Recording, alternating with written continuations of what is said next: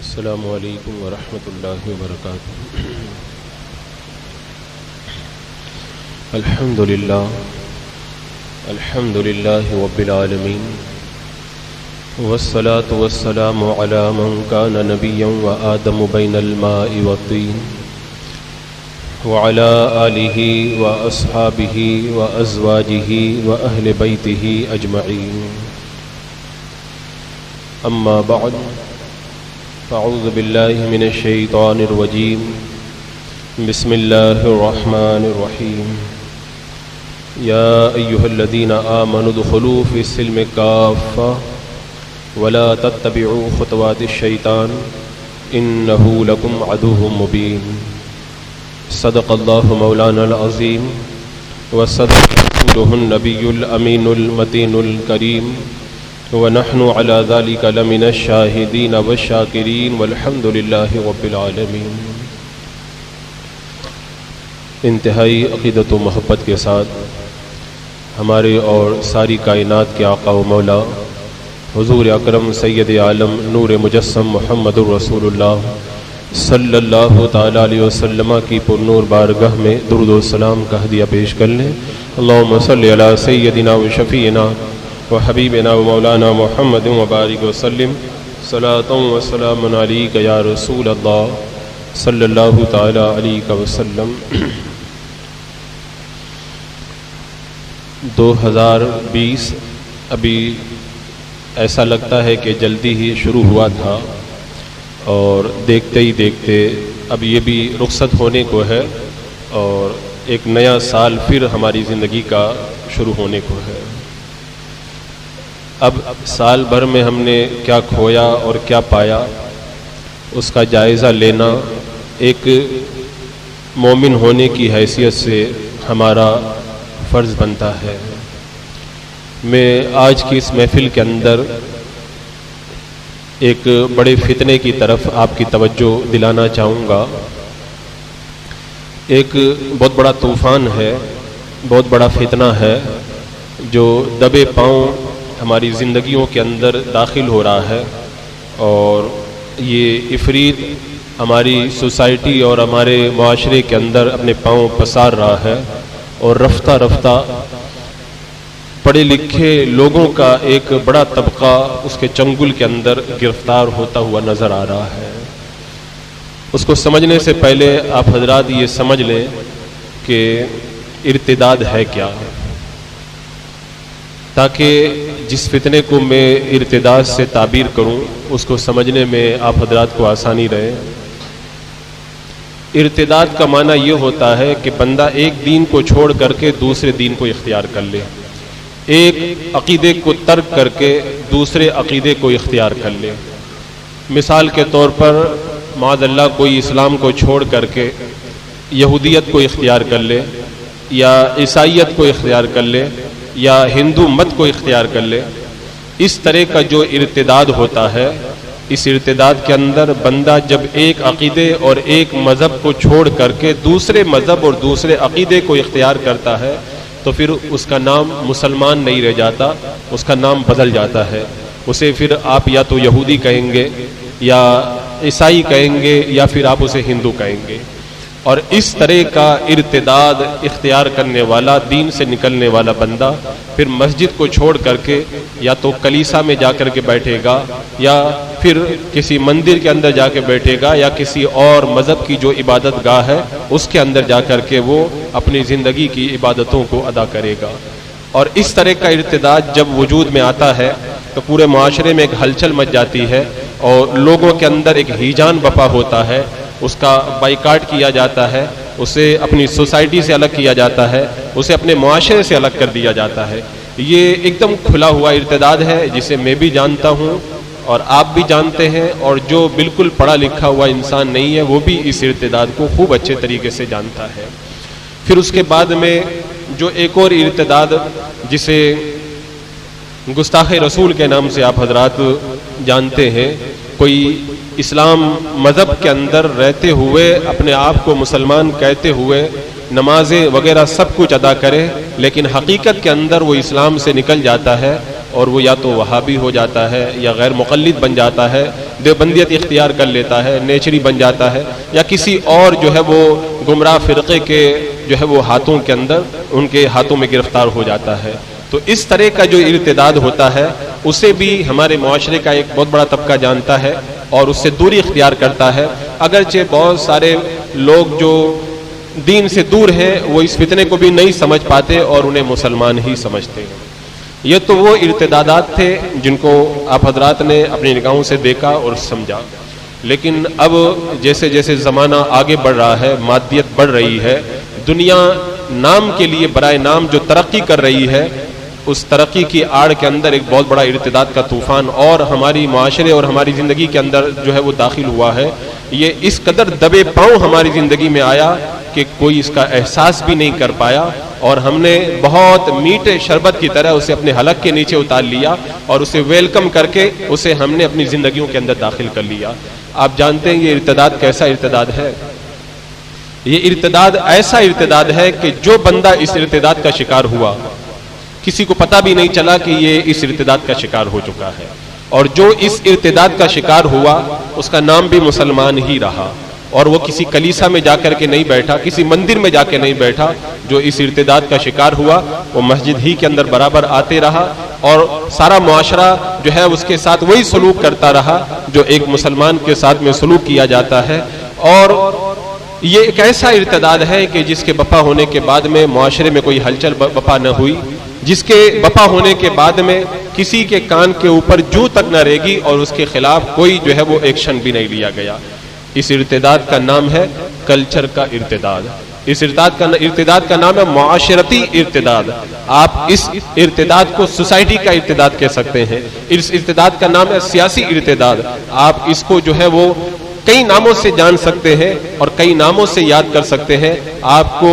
اگر اس کا احساس کرنا ہے تو آپ دیکھیں کہ اسلام کا ایک اپنا الگ کلچر ہے، اسلام کی ایک الگ سیاسی تعلیمات ہے، اسلام کا ایک الگ روحانی نظام ہے، اسلام کا ایک معاملات کا پورا مکمل ڈپارٹمنٹ اور پورا شعبہ ہے۔ اسلام صرف مذہب کا نام نہیں ہے، اسلام بچے کے پیدا ہونے سے لے کر کے مرنے تک اور اس کے بعد تک کی ساری چیزوں کو اپنے دامن کے اندر لیا ہوا ہے۔ پوری کائنات کے اندر اسلام کے علاوہ کوئی ایسا مذہب نہیں ہے جو پیدا ہونے سے لے کر کے آخر وقت تک بندے کی قدم قدم کے اوپر رہنمائی کرے۔ ایسا مذہب پوری کائنات کے اندر آپ ڈھونڈنے نکلے تو آپ کو نہیں ملے گا۔ یہ ہماری غلطی ہے کہ ہم یہ سمجھتے ہیں کہ اسلام صرف نماز پڑھنے کا نام ہے، روزہ رکھنے کا نام ہے، حج اور زکوٰۃ کا نام ہے۔ نہیں، اسلام جس طرح مسجد کے اندر بھی ہے اسی طرح اسلام ہمارے گھروں میں بھی اسلام ہی ہے، ہماری سیاسی زندگی میں بھی وہی اسلام ہے، ہماری معاشرتی اور سوسائٹی کی زندگی کے اندر بھی وہی اسلام ہے۔ آپ دنیا کے کسی بھی ڈپارٹمنٹ میں چلے جائیں، اسلام ہر جگہ آپ کے ساتھ میں موجود ہے۔ اگر ہم یہ سمجھیں کہ مسجد کے اندر آ کر ہم مسلمان رہیں اور گھر میں جا کر کے جو مرضی آئے وہ کریں تو یہ پورا اسلام نہیں ہے۔ میں نے جو ابھی آیت کریمہ پڑھی اس میں رب تبارک و تعالیٰ ارشاد فرماتا ہے، یا ایھا الذین آمنوا ادخلوا فی السلم کافہ، اے ایمان والو اسلام میں پورے داخل ہو جاؤ۔ پورے کا مطلب کیا ہوا؟ یعنی بالکل 100% اسلام کے اندر داخل ہو جاؤ۔ آپ جب مسجد میں آتے ہیں اپنا ایک قدم مسجد کے اندر رکھتے ہیں اور ابھی ایک قدم آپ کا مسجد سے باہر ہے تو کیا یہ کہا جا سکتا ہے کہ آپ مسجد میں آ گئے؟ کوئی نہیں کہے گا آپ مسجد میں آ گئے۔ اگر آپ دوسرا قدم اٹھا کر کے جب مسجد میں رکھ دیں گے تب کہا جائے گا کہ آپ مسجد کے اندر داخل ہو چکے ہیں۔ یہ تو ہمارے مسجد میں داخل ہونے کا معاملہ ہے، لیکن ادھر اسلام میں داخل ہونے کا یہ حال ہے کہ نماز کے معاملے کے اندر ہم مسلمان ہیں، روزے کے معاملے میں ہم مسلمان ہیں، حج اور زکوٰۃ کے احکامات کے اندر ہم مسلمان ہیں، لیکن جب شادی آتی ہے تو اس میں میری مرضی، جب ہمارے یہاں کوئی خوشی کا موقع ہوتا ہے تو اس میں میری مرضی، گھر کے اندر میں کیسے رہوں یہ میری مرضی، اور یہ میری مرضی اب اتنی زیادہ بڑھ چکی ہے۔ میں نے ابھی جو آپ کے سامنے فتنے کا جو تذکرہ کیا، ابھی پچھلے دنوں پاکستان کے اندر عورتوں کی ایک بہت بڑی ریلی نکلی تھی جس کے اندر عورتیں اپنے ہاتھوں کے اندر بینر اٹھائی ہوئی تھی اور وہ یہ نعرہ لگاتے ہوئے جا رہی تھی کہ میرا جسم میری مرضی، یعنی میں دنیا کے اندر پیدا ہوئی ہوں، میرے اوپر کسی کی جو ہے وہ میں کسی کی غلام نہیں ہوں، میں جس طرح چاہوں گی اس طرح اپنی زندگی کو بسر کروں گی۔ یہی وہ فتنہ ہے، یہی وہ طوفان ہے جو ہمارے معاشرے کے اندر اور ہماری سوسائٹی کے اندر داخل ہو چکا ہے۔ بتاؤ جو لوگ اس طرح کی باتیں کرتے ہیں کہ میں اپنی پرائیویٹ زندگی چاہوں جیسے گزاروں، میں اپنا کاروبار چاہوں جیسے کروں اور میں اپنی سوسائٹی کے اندر جیسے چاہوں رہوں، میرے اوپر روک لگانے والا کون ہوتا ہے؟ اسے آپ مسلمان ہی کہتے ہیں اگر وہ کلمہ پڑھ کے اسلام میں داخل ہوا ہے۔ اس کے ساتھ میں آپ وہی معاملہ کرتے ہیں جو ایک مسلمان کے ساتھ میں معاملہ کیا جاتا ہے، اور جو اس طرح کی باتیں کرتا ہے اس کے خلاف آپ کا کوئی ایکشن نہیں ہوتا، اس کے خلاف آپ کے اندر کوئی حرکت نہیں پیدا ہوتی۔ کیوں؟ اس لیے کہ یہ سلو پوائزن ہے، یہ ایسا فتنہ ہے جو اندر اندر جو ہے وہ دیمک کی طرح اسلام کے دین کو چاٹنا شروع کرتا ہے، اور پتہ اس وقت چلتا ہے جب اس کے دین کی عمارت بالکل گر چکی ہوتی ہے۔ اس کو میں جو ہے بڑے قریب سے سمجھانے کے لیے آپ کو کہوں گا کہ اصل میں اسلام کے مقابلے میں جو باطل قوتیں آئیں، چاہے وہ یہودی مت ہو، چاہے عیسائی مت ہو، یا ہندو مت ہو، یا کوئی بھی دنیا کا مت ہو، چاہے بدھ مت ہو، سارے مذاہب نے اسلام کے خلاف ہر طرح سے جو ہے وہ اپنا حربہ استعمال کیا، لڑائیاں بھی ہوئی، جنگیں ہوئیں، بہت کچھ ہوا، لیکن آخر میں نتیجہ یہی نکلا کہ اسلام جیسے کل اپنے قدموں پہ کھڑا تھا، آج بھی اسی قوت کے ساتھ میں اسلام پوری توانائی کے ساتھ میں کھڑا ہے۔ وقتی طور پر اگر اسلام کو کچھ پسپا کیا گیا تو اسلام اور زیادہ ابھر کر کے نگاہوں کے سامنے آیا، اور دنیا والوں نے اس حقیقت کو تسلیم کیا کہ اسلام کی فطرت میں خدا نے وہ لچک دی ہے، جتنا دباؤ گے اتنا ہی یہ ابھرے گا۔ جب ساری جنگوں میں وہ اس بات کا تجربہ کر چکے تو اس کے بعد میں انہوں نے الہاد اور بے دین بنانے کے لیے ایک جو ہے وہ 3 اسٹیپ والا راستہ اختیار کیا۔ وہ 3 اسٹیپ آپ دیکھیں انہوں نے کیسے جو ہے وہ دین کو ختم کرنے کے لیے کوشش کی۔ سب سے پہلے انہوں نے سیکولرزم کا نعرہ لگایا۔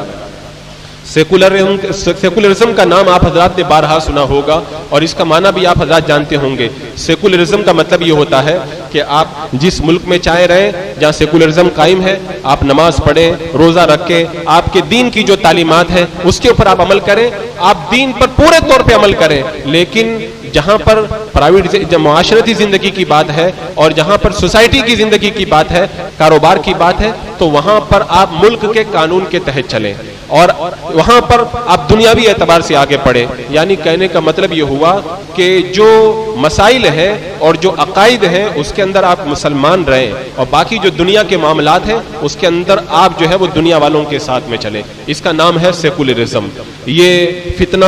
پہلے شروع کے اندر جب پیدا ہوا لوگ اسے سمجھ نہ پائے، اور پھر اس کا نتیجہ ہماری نگاہوں کے سامنے آیا کہ ہم نماز بھی پڑھتے رہے، عبادات بھی انجام دیتے رہے، سارے کام کرتے رہے، لیکن دنیا کے کاروبار میں جا کر کے ہم اسلام کو بھول جاتے رہے، ہم سیاست میں جا کر کے اسلام کو جو ہے وہ کنارے پہ کر دیتے رہے، ہم اپنی دوستی یاری کے اندر خوشی کے موقع پر یا غم کے موقع پر ہم دین کو کنارے کر دیتے رہے۔ اب یہ فتنہ ایک زمانے تک جو ہے وہ اپنے پاؤں پسارتا رہا۔ اس کے بعد میں اس کا دوسرا اسٹیپ آیا، اس دوسرے اسٹیپ کے اندر اس کا نام رکھا گیا لبرلزم۔ لبرلزم کا مطلب یہ ہوتا ہے کہ میں اپنی پرائیویٹ زندگی میں بھی کسی کا محتاج نہیں ہوں، میں اپنی پرائیویٹ زندگی چاہوں جیسے گزاروں، میں جیسے چاہوں رہوں، جو چاہوں وہ کھاؤں اور جو چاہوں وہ پہنوں، اور جس طرح چاہوں میں جس سے ملوں، اور جس طرح چاہوں میں اپنی زندگی کے صبح و شام کو پورے کروں۔ یہ اسٹیپ جب آیا تو اب آج ہم اس کا نتیجہ دیکھ رہے ہیں کہ عورتیں یہ نعرہ لگا رہی ہیں کہ میرا جسم میری مرضی، میں جیسے چاہوں اپنی زندگی کو گزاروں، کوئی مذہب کون ہوتا ہے میرے اوپر پابندی لگانے والا۔ اب یہ اسٹیپ جب دوسرا اسٹیپ آگے بڑھا، اب جو ہے وہ دنیا تیسرے اسٹیپ کے اندر داخل ہو رہی ہے۔ آج تیسرے اسٹیپ کے اندر جو آئے ہیں وہ الہاد کا نام لے کر، اور بے دینی کا نام، جس کے اندر جو ہے وہ زبان سے تو نہیں لیکن حقیقت کے اندر خدا کا انکار کیا جاتا ہے۔ اور اس فتنے کا اندازہ آپ اس سے لگا سکتے ہیں کہ آج کالج کے اندر، یونیورسٹیوں کے اندر، سیاسی ڈپارٹمنٹ کے اندر اور دنیا کے بہت سارے شعبوں کے اندر ایک ہزاروں کی تعداد میں رہنے والا بہت بڑا طبقہ اس سے متاثر ہو چکا ہے، اور سیکولرزم کے بعد لبرلزم اور اس کے بعد میں الہاد کا شکار ہو کر وہ خدا کا گرچہ نام لیتے ہیں لیکن ان کے دل کے اندر جو خدا پر ایمان کا جو ایک عقیدہ ہونا چاہیے وہ آپ دور دور تک ٹٹولیں تو وہ آپ کو نظر نہیں آتا۔ وہ نام کے مسلمان اگرچہ رہ چکے ہوں لیکن ان کی زندگی پورے طور کے اوپر دین سے بیزار ہو چکی ہے۔ نہ ان کے گھروں میں اسلام ہے، نہ ان کی سوسائٹیوں میں اسلام ہے، نہ ان کی دوستی یاری میں اسلام نظر آتا ہے، اور نہ ان کی شادیوں میں اسلام نظر آتا ہے، اور نہ ان کے یہاں جب کوئی غمی کا موقع ہوتا ہے جب اسلام نظر آتا ہے۔ اور اب تو ان کا ایک بڑا طبقہ ایسا ہے جو مسجد کے اندر آنے کے لیے بھی تیار نہیں ہوتا ہے، اور وہ اب پورے طور کے اوپر شیطان کے چنگل کے اندر گرفتار ہو چکے ہیں۔ یہ بہت بڑا طوفان ہے، یہ بہت بڑا فتنہ ہے جو کالج کے راستے سے، یونیورسٹیوں کے راستے سے ہمارے معاشرے میں دبے پاؤں داخل ہو چکا ہے، اور یہ ہماری آنے والی نسل کو بے دینی کی طرف لے کر کے جا رہا ہے۔ آپ حضرات کو اگر اس کا صحیح احساس کرنا ہو تو آپ خود اپنی زندگیوں میں جھانک کر کے دیکھ لیں کہ رب نے جو فرمایا کہ اے ایمان والو اسلام میں پورے داخل ہو جاؤ، آپ کیا 100% مسلمان ہیں؟ ایمان کے اعتبار سے، عقیدے کے اعتبار سے الحمدللہ ہمارا پورا عقیدہ وہی ہے جو قرآن و سنت کے مطابق ہم پورے 100% مسلمان ہیں. لیکن اگر عقیدے سے ہٹ کر کے اگر ہم اس راستے پر چل کر کے دیکھیں جو اللہ نے ہمیں بتایا اور فرمایا وَلَا تَتَّبِعُوا خُطُوَاتِ الشَّيْطَانِ، شیطان کے نقش قدم پہ مت چلو، تو کیا واقعی اس راستے پر بھی ہم 100% مسلمان نظر آتے ہیں؟ اگر ہم جائزہ لیں تو پتہ چلے گا ہم مسجد میں تو مسلمان ہیں، لیکن مسجد کے بعد نکلنے کے بعد میں ہمارے اندر اسلام کو ڈھونڈا جائے تو وہ نظر نہیں آتا. ہمارے گھروں میں جا کر کے اگر اسلام کو تلاش کیا جائے تو تھوڑا نظر آتا ہے، لیکن پھر پارٹیوں میں جب ہم چلے جاتے ہیں اور جب ہم شادیوں میں چلے جاتے ہیں تو وہاں پہ ایسا لگتا ہے کہ اسلام کو ہم بالکل جو ہے وہ طے کر کے اپنے گھر کی طاق کے اندر رکھ کر کے آئے ہیں، اور یہاں ہم اس خوشی کے موقع پر وہ سب کچھ کریں گے جو ہمارا جی چاہے گا. تو اللہ نے تو فرمایا تھا اسلام میں پورے طور پہ داخل ہو جاؤ. اور اس بات کو یاد رکھیں یہ فتنہ بہت جو ہے وہ جلدی داخل نہیں ہوا ہے، اس کے لیے غیروں نے بہت محنتیں کی ہیں. کبھی کلچر کے نام پہ کچھ ہمیں دیا، کبھی جو ہے وہ سیاست کے نام پہ ہمیں کچھ دیا، کبھی سیکولرزم کے نام پہ ہمیں کچھ دیا، اور کبھی لبرزم کے نام پہ ہمیں دیا. تھوڑا زہر ہمیں وہ پلاتے رہے، اور آج وہ زہر ہمارے ایمانی وجود کے اندر اس قدر اتر چکا ہے کہ اگر ہم اسلام کے خلاف کوئی کام بھی کرتے ہیں تو وہ ہمارے سر پہ ذرا برابر بھی جو رینگتی ہوئی نظر نہیں آتی ہے. یہ وہ فتنہ ہے جس سے میں آپ کو آگاہ کرنا چاہتا ہوں. اور مجھے بات یاد آئی حضرت سیدنا صدیق اکبر رضی اللہ تعالیٰ عنہ کی، جب ارتداد کا پہلا فتنہ میرے آقا علیہ السلام کے وصال کے بعد اٹھا، ایک جماعت کھڑی ہو گئی اور انہوں نے کہا کہ ہم نماز ٹھیک ہے، روزہ بھی ٹھیک ہے، وہ کہتے تھے حج بھی ٹھیک ہے، وہ کہتے تھے عبادتیں بھی ٹھیک ہے، لیکن زکوٰۃ ٹھیک نہیں ہے. جب یہ فتنہ اٹھا کہ سب کچھ مانتے ہیں لیکن زکوٰۃ ہماری سمجھ میں نہیں آتی، حضرت سیدنا ابو بکر صدیق رضی اللہ تعالیٰ عنہ اس وقت پوری قوت کے ساتھ میں کھڑے ہوئے تھے. آپ کے سامنے ایسی باتیں بھی آئی کہ لوگ کلمہ پڑھ رہے ہیں، یہ لوگ نماز بھی پڑھ رہے ہیں، یہ لوگ روزہ بھی رکھ رہے ہیں، اب ان کو زیادہ نہ چھیڑا جائے. لیکن سیدنا صدیق اکبر رضی اللہ تعالیٰ عنہ پر ہماری عظمت قربان ہو، اللہ تعالیٰ انہیں اسلام اور مسلمین کی طرف سے بے پناہ جزائے خیر عطا فرمائے. سیدنا صدیق اکبر اس وقت ایسے مقام پہ کھڑے ہوئے تھے جو صحیح معنوں کے اندر اللہ کے رسول علیہ السلام کی نیابت کا مقام تھا. اس وقت آپ نے ایک جملہ فرمایا تھا، صدیق اکبر کے جیتے جی اسلام کے اندر کوئی کمی ہو جائے یہ صدیق اکبر گوارا نہیں کرے گا. اینقص الدین وانا حی، میں زندہ رہوں اور اسلام میں کوئی کمی ہو جائے میں اس کو ہرگز گوارا نہیں کروں گا. اور حضرت سیدنا صدیق اکبر نے پھر اس فتنے کو دبانے کے لیے جو کوششیں کی، بعد میں صحابہ کرام جو اس فتنے کے خلاف اٹھنے کے بارے میں کوئی تامل کر رہے تھے، انہوں نے خود حضرت صدیق اکبر کو جو ہے وہ خراج تحسین پیش کرتے ہوئے کہا کہ اگر سیدنا صدیق اکبر اس وقت نہ ہوتے تو دین کا نہ جانے کیا حال ہو جاتا. آپ دیکھ لیں وہ فتنہ تھا کہ نماز ٹھیک ہے، روزہ ٹھیک ہے، حج ٹھیک ہے، لیکن زکوٰۃ ٹھیک نہیں ہے. اور آج کا فتنہ آپ دیکھ لیں، لوگ کہتے ہیں نماز ٹھیک ہے، روزہ بھی ٹھیک ہے، زکوٰۃ بھی ٹھیک ہے، حج بھی ٹھیک ہے، لیکن میں جو ہے وہ شراب سے بچوں، یہ میری سمجھ میں نہیں آتا. میں جو ہے وہ اپنی پارٹیوں کے اندر اس قدر اسلام کی جو ہے وہ بندشوں کے اندر بند کے رہوں، یہ مجھ کو سمجھ میں نہیں آتا. شادی کی محفلوں میں اس کو بلاؤں اس کو نہ بلاؤں، یہ پابندی مجھ کو سمجھ میں نہیں آتی. میری عورت جو ہے وہ مارکیٹ کے اندر نہ جائے، اپنے گھر کے اندر بند رہے، یہ پابندی مجھ کو سمجھ میں نہیں آتی. اور پھر عورتیں دو قدم اور آگے نکل کر کے اگر میں اپنی زبان سے اس کو کچھ کہوں گا تو بات بڑی تلخ ہو جائے گی. لیکن آپ بتا دیں عورتیں کیا کہتی ہیں، کیا انہیں اسلام کا ٹھیک لگتا ہے اور کیا ٹھیک نہیں لگتا ہے. اگر صرف نماز ہی ٹھیک ہے، صرف روزہ ہی ٹھیک ہے اور اسلام صرف عبادتوں کا نام ہے تو میرے رب نے پھر یہ کیوں فرمایا لقد کان لکم فی رسول اللہ اسوۃ حسنہ، تمہارے لیے میرے محبوب کی زندگی میں بہترین نمونہ ہے. کیا محبوب کی زندگی صرف نماز پڑھنا تھا؟ کیا محبوب کی زندگی صرف عبادت کرنا تھا؟ کیا محبوب صرف تہجد کی نماز ادا کرتے تھے اور صرف عبادتوں کو ادا کرتے تھے؟ آپ محبوب علیہ الصلوۃ والسلام کی زندگی دیکھیں، اللہ کے حبیب کی زندگی کیسی زندگی تھی. آپ کی جو ہے وہ شادی سے پہلی زندگی آپ دیکھیں، وہ بھی رب نے نمونہ بنائی. شادی کے بعد کی جو زندگی ہے وہ بھی رب نے نمونہ بنایا. میرا آقا علیہ السلام کی صبح کی زندگی بھی نمونہ، شام کی زندگی بھی نمونہ. خوشی کے موقع پہ میرا آقا علیہ الصلوۃ والسلام کس طرح زندگی بسر کرتے تھے وہ بھی ہمارے لیے نمونہ. اور جب غم کا موقع آتا تھا تو اللہ کے رسول علیہ الصلوۃ والسلام کی زبان شکر کیسے کھلا کرتی تھی وہ بھی ہمارے لیے نمونہ. میرے آقا علیہ السلام کا بچپن وہ بھی ہمارے لیے اپنے بچوں کو پالنے کے لیے بہترین نمونہ. اور میرے آقا علیہ السلام کی جوانی جس پر ساری کائنات کی جوانیاں قربان ہو وہ بھی ہمارے جوانوں کے لیے نمونہ. اور میرے آقا علیہ السلام کا جو وہ اخیر وقت اور پھر وہ بیماری کے ایام وہ سب ہمارے لیے نمونہ عمل ہے. اگر صرف عبادت ہی اسلام صرف عبادت کا نام ہوتا تو میرا رب اپنے حبیب کی پوری زندگی کو ہمارے لیے نمونہ نہ بناتا. میرے رب نے ساری زندگی کو نمونہ بتا کر کے بتا دیا کہ صرف تم عبادت کرنے کے لیے دنیا میں نہیں آئے, عبادت تمہیں کرنا ہے تو عبادت کا وہ رنگ ڈھنگ دیکھو جو میرے محبوب علیہ السلام کی زندگی کے اندر موجود ہے. تو اسلام میں اگر داخل ہونا ہے تو پورے طور پہ داخل ہو, آدھا تیتر آدھا بٹیر بن کر کے اپنی زندگی مست گزارو, اس لیے کہ اس کا انجام آخرت کے اندر اچھا نہیں ہے بلکہ بہت برا ہے. عزیزان مکرم, آج ہمیں یہ فکر ہوتی ہے, باتیں تلخ ہیں لیکن ہو سکتا ہے کہیں نہ کہیں میں بھی اس کے اندر گرفتار ہوں, لیکن جو سچائی ہے اس کو بیان کرنا چاہیے. آج ہم کیا سوچتے ہیں کہ میری اولاد کیا کھائے گی, میری اولاد کس بلڈنگ کے اندر رہے گی, کہاں پہ زندگی گزارے گی, میرا بچہ کیا پڑھے گا, کیا کرے گا, یہ ہماری فکر ہے فیوچر کے بارے میں, ہماری اولاد کے فیوچر کے بارے میں. لیکن آپ بتائیں کیا ہمیں اپنے اولاد کے دین کی فکر ہے؟ حضرت یعقوب علیہ السلام کے جب انتقال کا وقت آیا تو حضرت یعقوب علیہ السلام نے جو فکر کی تھی اپنی اولاد کے بارے میں, اس فکر کو اللہ نے قرآن میں بیان فرمایا. کیا قرآن صرف اپنے طاق کے اندر سجا کر کے جزدان کے اندر بند کرنے کے لیے اللہ تعالیٰ نے عطا فرمایا؟ ایسا آپ کو کہیں نہیں ملے گا. اللہ نے تو قرآن اس لیے دیا تھا اس کو پڑھو اور اس کو سمجھو اور اس کو اپنی زندگی کے اندر داخل کرو. لیکن آج ہم نے قرآن کو اپنے گھروں میں سجا دیا. پڑھو, حضرت یعقوب علیہ السلام کے جب وصال کا وقت آیا انہوں نے اپنی اولاد کی روزی روٹی کی فکر نہ کی, ان کے لیے بلڈنگ کی فکر نہ کی, ان کے لیے وہ کیا بنیں گے آگے چل کر وہ فکر نہیں کی. اگر فکر تھی تو یہی کہا تھا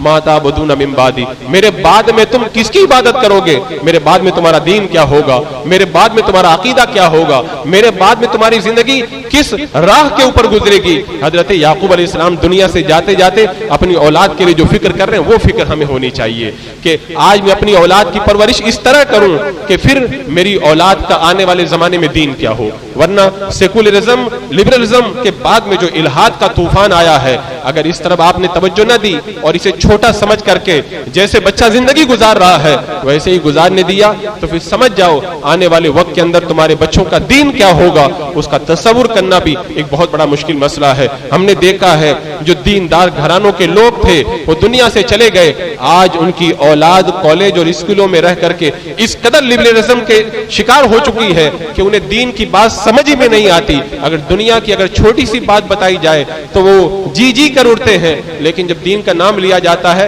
تو ایسا لگتا ہے جیسے ان کے چہرے کا جغرافیہ بگڑ گیا ہے. میں ایک بڑی پیاری بات آپ کے سامنے رکھوں, یہ بات میری آپ سنیں, اسے ہمیشہ یاد رکھیں اور اس کا تذکرہ کریں. بڑی میٹھی اور بڑی پیاری بات ہے. آپ مجھے بتائیں,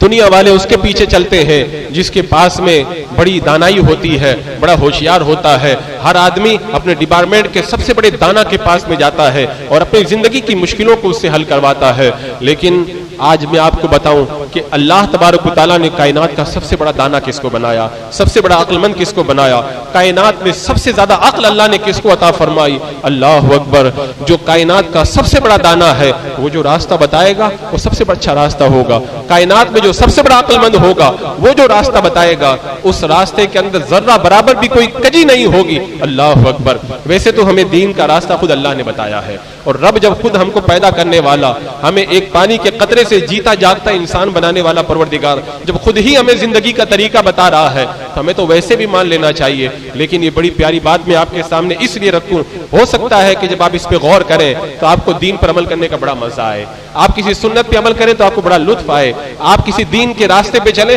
تو آپ کو اس کے اندر بڑا سکون میسر ہو. حضرت وہب رضی اللہ تعالیٰ عنہ جو آسمانی کتابوں کے عالم ہیں, پرانی آسمانی کتابوں کے بہت بڑے عالم گزرے ہیں, وہ بیان کرتے ہیں کہ میں نے 71 آسمانی کتابوں کے اندر پڑھا ہے کہ اللہ تبارک و تعالیٰ نے جب سے دنیا پیدا کی تب سے لے کر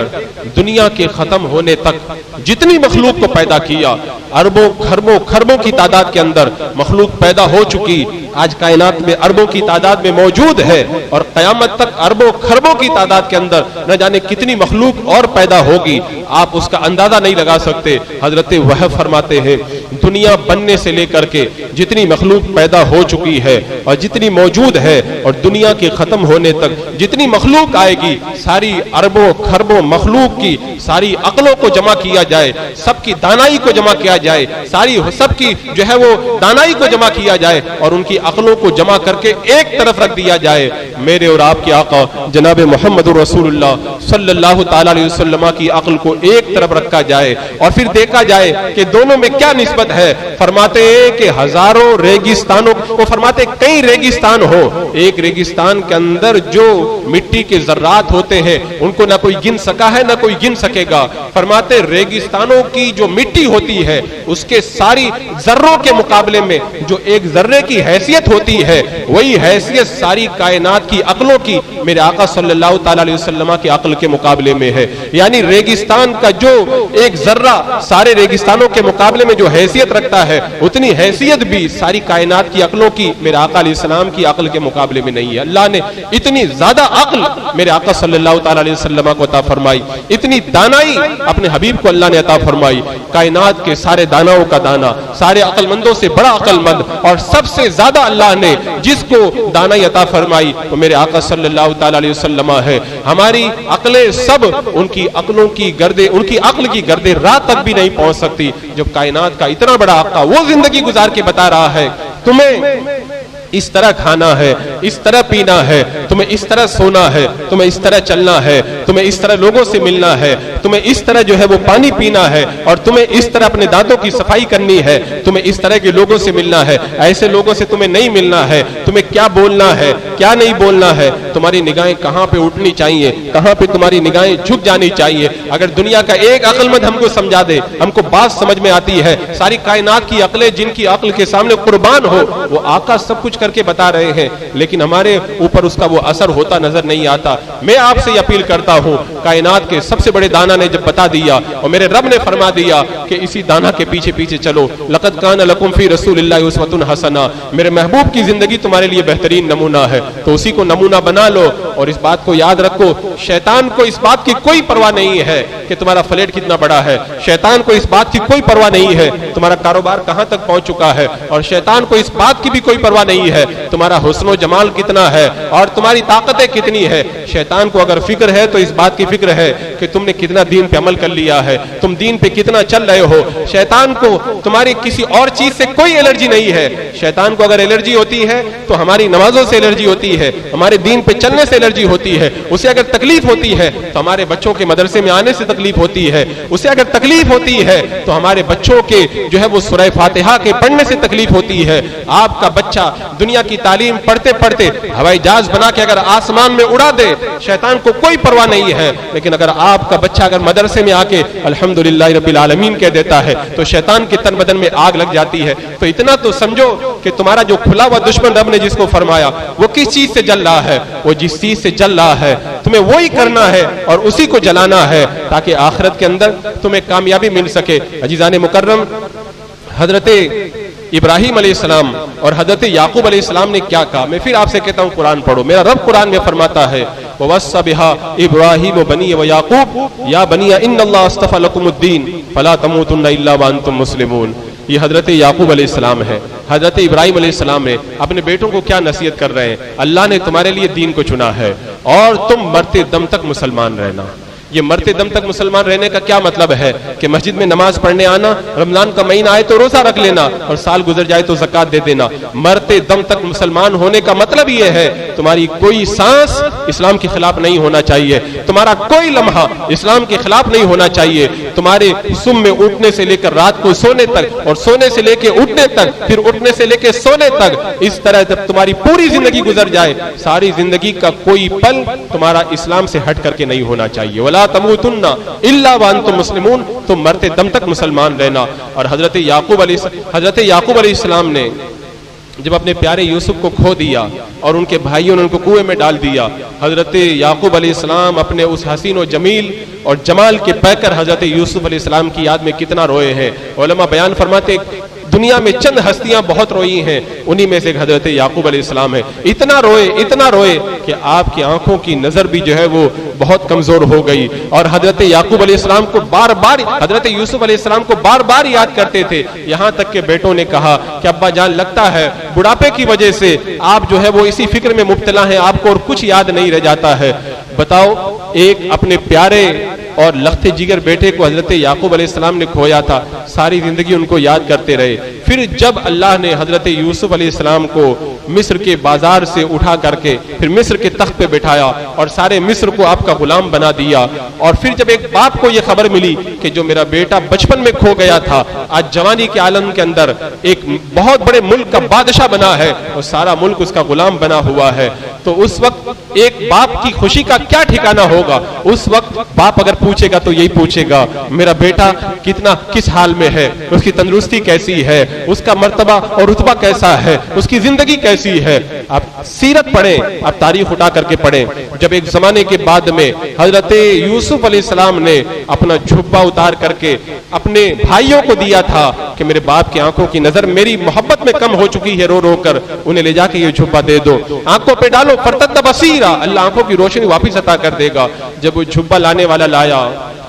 قرآن میں ہے اللہ تعالیٰ خود فرماتا ہے کہ جب وہ جھبا لا کر کے حضرت یعقوب علیہ السلام کے چہرے پہ رکھا گیا تو اللہ نے اس جھبے کی برکت سے آپ کی بینائی واپس عطا فرما دی، آپ کی آنکھیں روشن ہو گئی۔ اب اس کے بعد میں حضرت یعقوب علیہ السلام کا جو سوال ہے، میں قربان جاؤں اللہ کے اس نبی کی عظمتوں پر، انہیں دین کی کتنی فکر تھی، انہیں اپنے بچوں کا فیوچر اگر نظر آتا تھا تو دین کے اندر نظر آتا تھا۔ انہوں نے آنے والے سے صرف ایک سوال کیا سب سے پہلے کہ یہ بتاؤ میرا بیٹا یوسف کس دین کے اوپر ہے؟ جب یہ سوال کیا تو آنے والے نے کہا حضرت ابراہیم اور حضرت اسحاق کے دین پر ہے، تو آپ نے کہا کہ پھر اللہ کا بڑا شکر ہے، آپ سجدے میں گر گئے، کہا اللہ تیرا شکر ہے کہ میرا بیٹا تیرے دین کے اوپر عمل پیرا ہے۔ یہ ہمارے جو ہے مقدس نبیوں کی زندگی ہے جو اللہ نے قرآن پاک میں بیان فرمائی، انہوں نے کبھی بھی یہ نہیں سوچا کہ میرا بیٹا کیا کھائے گا، کیا بنے گا، کون سے رتبے تک پہنچے گا اور اس کا فیوچر کیسا ہوگا۔ وہ اس بات کو جانتے تھے جس پروردگار عالم نے پانی کا قطرہ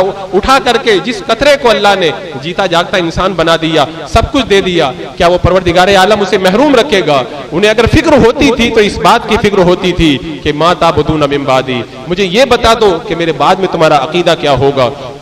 میرے بعد میں تمہارا دین کیا ہوگا۔ آج میں نے جو یہ بحث چھیڑی اس لیے چھیڑ دی کہ یہ جو الہاد کا طوفان ہماری زندگیوں میں آ رہا ہے اور سیکولرزم لبرزم کے ذریعے ہمارے بچوں کو کالجز کے ذریعے بے دین بنانے کی کوشش کی جا رہی ہے اور کلچر کے نام پر ہمارے دین پہ حملہ ہو رہا ہے۔ ابھی جلدی ہی 31 نائٹ آئے گی، اس کے اندر ہم ہمارے بچوں کو جو ہے وہ عیاشیوں سے بھی نہیں روک پائیں گے اور ہمارے بچے جو ہے وہ کلچر کے نام پر جو ہے وہ عیاشیوں کے اندر گرفتار ہوتے ہوئے نظر آئیں گے۔ یہ سب کیا ہے؟ یہ وہی سیکولرزم اور لبرزم کا ایک آئینہ ہے، اسی راستے سے ہمارے بچوں کو دین سے دور لے جانے کی پوری کوششیں کی جاتی ہے۔ 31 پہلے بھی آیا کرتی تھی، کبھی تو پہلے کسی نے نہیں منایا، ویلنٹائن ڈے پہلے بھی کبھی آیا کرتا تھا، لوگوں نے کبھی اس تاریخ کو کوئی دن تو نہیں منایا۔ یہ سارے دنوں کے نام رکھ رکھ کر کے ہمارے بچوں کو دین سے بیزار کرنے کے لیے انہیں کھینچ کے لے جایا جاتا ہے، اور میں ایک زمانے سے چلا رہا ہوں، میری آواز دور تک تو کیا پہنچے گی، جو ہماری گلیاں ہیں وہاں تک بھی میری آواز نہیں پہنچ پاتی ہے۔ ابھی میں نماز پڑھنے کے لیے آ رہا تھا تو گلی میں دھوم دھام سے گانا بج رہا تھا۔